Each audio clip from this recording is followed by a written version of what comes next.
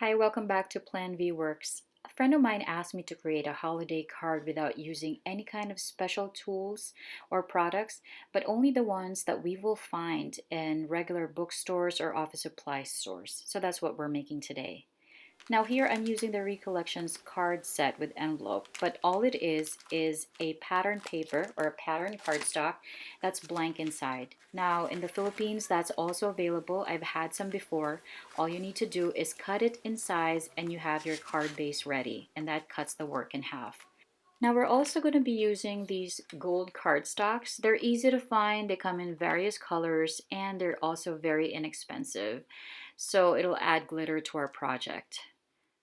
We're also going to use our craft knife, our scissors, pencils, erasers, all of those things that we have in our kit forever and ever, including these. These are just glitter glue, and you can find them everywhere. They have a lot of colors and they're very inexpensive, and they add such beautiful shine to any project. Now, instead of alcohol markers, I'm going to use colored pencils because a lot more people have access to them. This one is branded, but if you have the inexpensive brands or the ones that your child uses in school, that's fine too. It just needs a little bit of work, and I prefer this one because they have softer edges and they're easier to blend. But cheaper one will work just fine. Now we're also going to use cardstock for our project and a Pigma Micron. Now I use these because they do not bleed once the Gamsol touches it, but if you have other brands, that's fine too.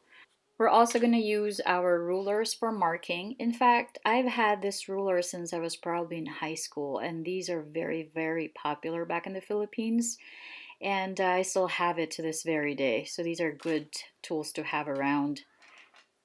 We also have our paper stubs here for today. These usually comes in packs of 6, but if you have just the one, that's okay too because you can use these sandpapers.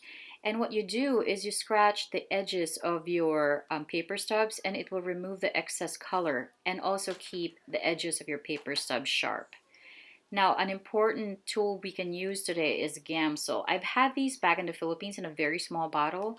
So you can use these for our project. And what it does is break down the colors from the colored pencil and lets you blend. And you will find out how we use that later on in this video as well. So now let's begin our card. First, let's trace our card base size to a cardstock just to see the area that we'll be working with. Now this whole time, for this image, I will draw our design. So we're going to create a poinsettia flower with flourishes, and we're going to begin by sketching that. Now like I said, I'm still working on my floral skills. I'm not very good at them. That's why I need to sketch. And that's a very useful thing to do for all of us who don't normally draw flowers. Now, basically, I just made like a little donut here and a guide for my petals. And if you take a lot more time in creating these petals and all of these flowers and flourishes, you will do such an amazing job. Now, for this particular one, I am just making this as fast as I can for demo, but you can do so much better with more time. Now I'm also gonna create a flourish on the side just because I feel like there are a lot of greenery and wreaths in every Christmas decoration. So we're just gonna make a guide here how our flourish of flowers, or sorry, our flourish of leaves are going to be.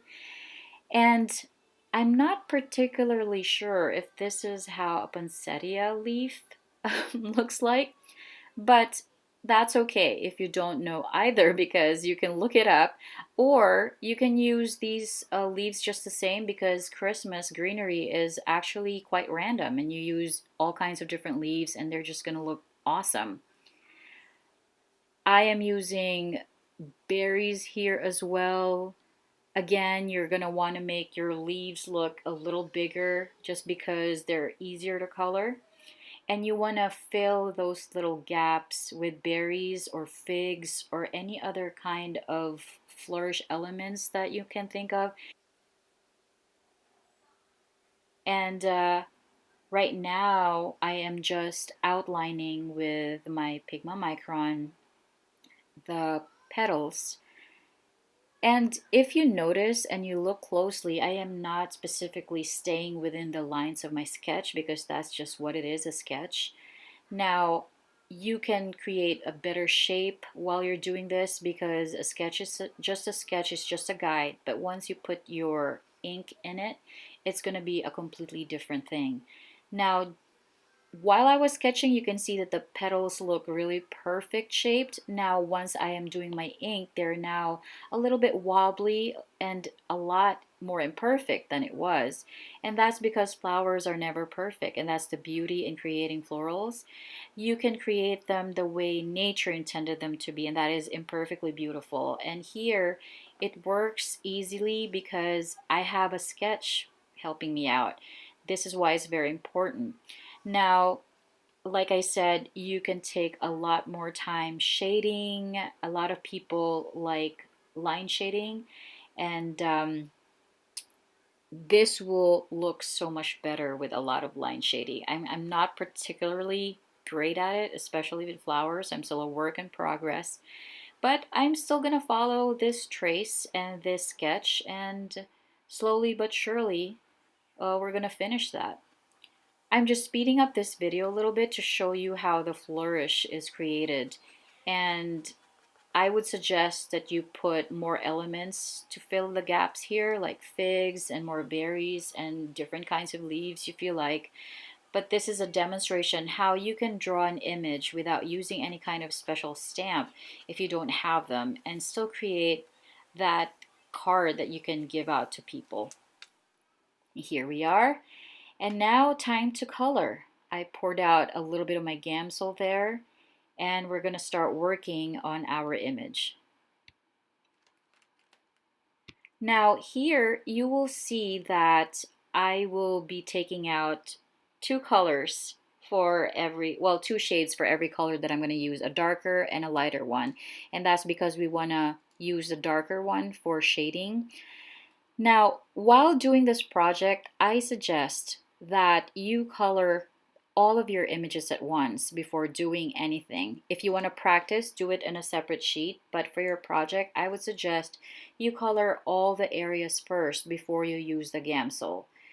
Look at this. So this is how I color. Like I said, a little bit more time will definitely make your project a lot prettier. But as you can see here, I am just quickly tracing the lines in. I'm not even being exact, and you will find out later why. And this is a great way to just color anything because it will have such beautiful blending later on. And I will teach you how to do that with using your colored pencil, your Gamsol, and your paper stubs. Now I'm coming in with a darker shade. I'm not sure if you can see from the camera, from the light. I think there's too much light. Now I'm just coming in with my darker shade and just trying to do some kind of shading, not being particular with it. And I'm going to do the rest with all of the images. Right now I'm just using the red here. Later I'm going to do the same for the berries as well. Put in some red here and there, some shading, and later on I'm going to use my greens and yellows to color the rest of this image.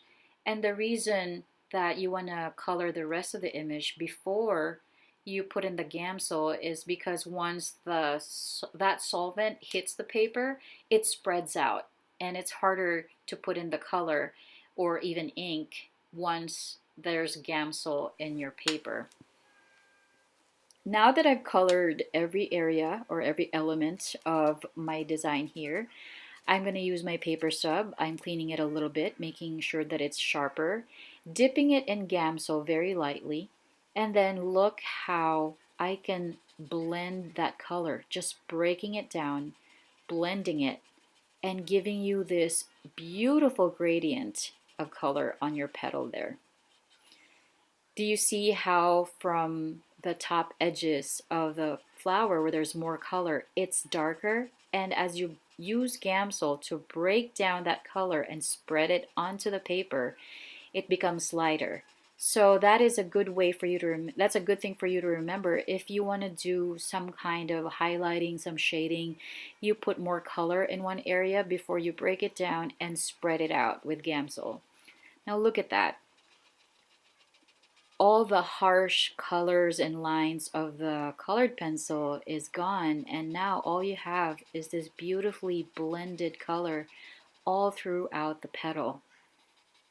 Now, once you've um, blended all of this color into the petal and you feel that you need to put a little bit more darker or do a darker shade, or want to do some more shading on the inside of the flower there, you can do that, and all you have to do is just put more color using your colored pencil and then just breaking it down again with the Gamsol. Now I'm just sharpening the edge here because I'm changing colors. I'm just rubbing off the excess color from the reds. And again, just dipping that paper stub on Gamsol a little bit and just blending it out on the leaves here. Now you can see that, like I said, I use two different colors for every element. So I have a lighter green and a darker green. I just put some lighter green on areas that I feel that are lighter when the light hits them. So they have a little bit of highlight there, and some darker ones on the edges that are closer to the flower. And when you blend it with your blending tool here, you can see that there is a little bit of shading going on. Now, I mentioned earlier that if you wanted to make some areas darker and add more shade, you can do that. And all you need to do is just go right back in, using your colored pencil, and do the same thing all over again.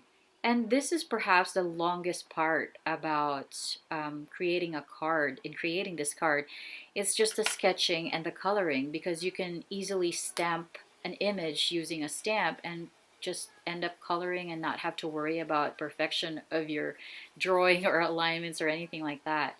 But you can see that you can achieve the same effect with more time, with more skills. Then you can probably do that. Um, you can see here that with more color, I can create a darker shade on the edges of on the center of the flower there, and it looks like the flower has a shine to it. And now that our image is ready, it's time to fuzzy cut because we do not have dies to use. And I don't want you to worry or be intimidated by cutting, because you can either cut on the very line or you can leave a little gap like most die cuts do and make it look like a sticker, which is kind of cute, but you can do either way. It does feel a little harder when the edges are sharp like this, like the way I did it with the figs, but you don't have to worry because that is a natural look for all kinds of handmade cards, that they are not perfect. And especially if you're creating something like this, look at the foliage and the flowers on that. And if you put that next to our card base, it looks very pretty. Look at that. And we made that from scratch.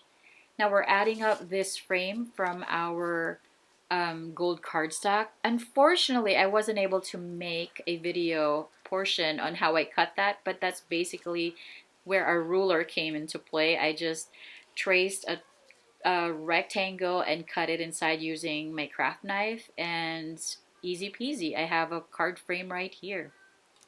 Now the next thing to figure out is how to put in our image right here together with this frame. Now at first I wanted the frame to frame the whole image, but I figured I wanted some of the greenery to come out of it because it looks more natural. And I wanted, because we drew that poinsettia flower on the edge of our cardstock, not all of the image was included. Not all of the petal drawings were included. So I decided I'm just going to have some of the leaves coming out, and then I'll just trim the excess right there and glue everything from the back and stick it to my card base. Now once you've trimmed the excess and the corners, this is how it's going to look. Look how beautiful that cardstock complements the flowers and all of the colored pencils. So beautiful, I love it. And I just wrote the word Christmas here in a cardstock, but if you do calligraphy or know any kind of better lettering, you can do that as well. But to make it simple, I just wrote it this way. And I will put that right there. But we need to work on the word Merry using our glitter glue right here. And I gotta tell you, it was tricky, so you have to practice. But here's the tip that I will leave you guys with. First of all, press the bottle very, very gently. Otherwise, the glue will glop out and it will ruin everything. And as you write the first stroke, do it very, very slowly and don't go over it again like you would normally do it when you write. Write the next stroke next to it. As you can see here, I'm doing the next stroke again next to it and not going over it again because this is not ink. It will smudge the whole project if you do it that way. Again, do it ever so gently, minding the bottle every time. And there you go, the word Merry on our card using glitter glue. Now don't worry because it's not going to be bumpy like that. It's going to be flat and it's going to be very shiny. If you start it out, it doesn't look as shiny as it should, but once it's all dry, it's going to look very beautiful. Now I'm going to use some more of these red glitter glue for the berries. And I thought about using them on the poinsettia flower as well, but decided not to at the last minute because I wanted that watercolor effect to really pop. And instead, I'm just going to use some more of the gold glitter glue right here in the center of the flower to give a little bit more shine to it.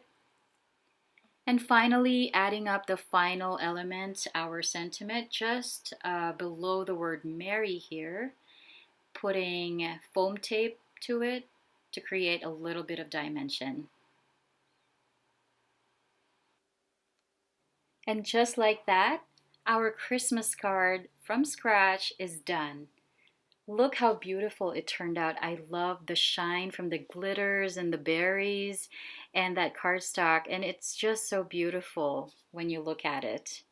Now, I hope that you guys really do try it out. The materials can be found in your local office supply store or bookstore, and you're going to have so much fun.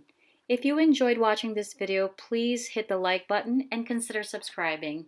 And we're going to see you again next time for more affordable crafting, resourceful hacks, and easy techniques right here on Plan V Works.